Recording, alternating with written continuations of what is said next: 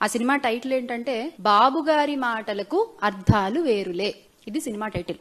అంటే ఎన్నికల ముందేమో బాబు వస్తే జాబ్ వస్తుంది, ఇంటింటికి ఒక ఉద్యోగం వస్తుందని అని చెప్తారు. అంటే దాని అర్థం ఏంటి?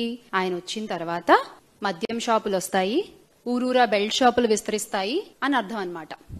అలాగే ఎన్నికల సమయాల్లో బాబు గారు వస్తే పరిశ్రమలు వస్తాయి అని చెప్తారు. ఆ వచ్చే పరిశ్రమలు ఏంటి?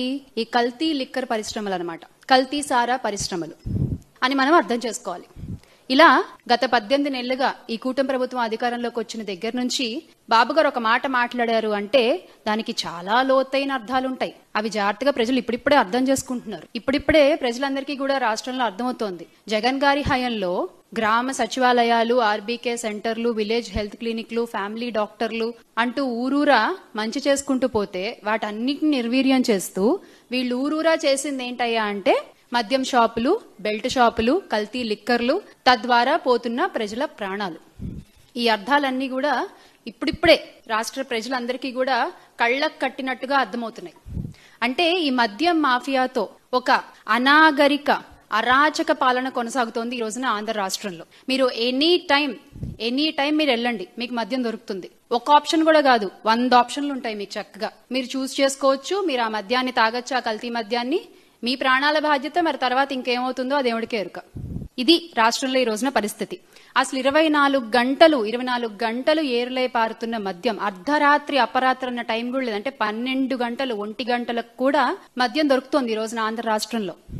అర్ధరాత్రి టైంకి కూడా మద్యం ఎందుకు దొరుకుతోంది అంటే ఒకవైపు బెల్ట్ షాపులు, మరొక వైపు కల్తీ మద్యం, రెండింటినీ చక్కగా బ్యాలెన్స్ చేసుకుంటూ పర్ఫెక్ట్ బిజినెస్ నడిపిస్తుంది ఈ కూటమి ప్రభుత్వం. దానికి తోడుగా అసలు ఈ మద్యం అనేది కల్తీదా అసలుదా తెలియని ఒక గందరగోళ పరిస్థితిలో కూడా ఈ రోజున ఆంధ్ర రాష్ట్ర ప్రజలు ఉన్నారు. బాటిల్ కొనుక్కుంటారు, ఆ మద్యం బాటిల్ పైన స్టిక్కర్ చూసి కొనుక్కుంటారు. అది నకిలీదా అసలుదా కూడా తెలియని పరిస్థితిలో ఈ రోజున రాష్ట్ర ప్రజలు ఉన్నారు. ఈ మధ్య ప్రభుత్వం ఒక జీవో విడుదల చేసింది గమ్మత్తుగా. బాటిల్ పైన ఒక క్యూఆర్ కోడ్ ఉంటుంది, దాన్ని స్కాన్ చేస్తే మీకు అసలుదా నకిలీదా మద్యం అనేది తెలుస్తుందట. అంటే స్టిక్కర్ ఒరిజినలే, పాపం స్టిక్కర్ లో ఏం తప్పలేదు, స్టిక్కర్ ఒరిజినలే, కానీ లోపల మద్యం నకిలీదన్నమాట. ఇంత ఆర్గనైజ్డ్ గా ప్రజల్ని మోసం చేస్తూ ఒక వ్యవస్థీకృతంగా ఈ మద్యం దందాన్ని నడిపిస్తుంది ఈ రోజు కూటమి ప్రభుత్వం. అర్ధరాత్రి అపరాత్రి అనే తేడా లేకుండా మద్యం విచ్చలవిడిగా అమ్ముతుండడంతో, విరివిగా దొరుకుతుండడంతో, అందుబాటులో ఉండడంతో ఎక్కడికక్కడ ప్రజలు దాన్ని కొనుగోలు చేస్తున్నారు, తాగుతున్నారు, రోడ్ల మీదకి వచ్చేసి వాళ్ళకి ఇష్టం వచ్చినట్టుగా ప్రవర్తిస్తున్నారు. అంటే ఇంతకు ముందు వాళ్ళ నాయకుడు కూడా, మన గౌరవ ఉప ముఖ్యమంత్రి గారు పీపీపీ గారు కూడా చెప్పారు కదా, మీరు తీయండి బైక్ సైలెన్సర్లు తీయండి, మీరు విచ్చలవిడిగా పేట రేగిపోండి, ఏమవుతుందో నేను చూసుకుంటానని చెప్పి. సో ఒక ధైర్యం వచ్చేసింది అనమాట ఈ రోజున నేరగాళ్ళందరికీ కూడా.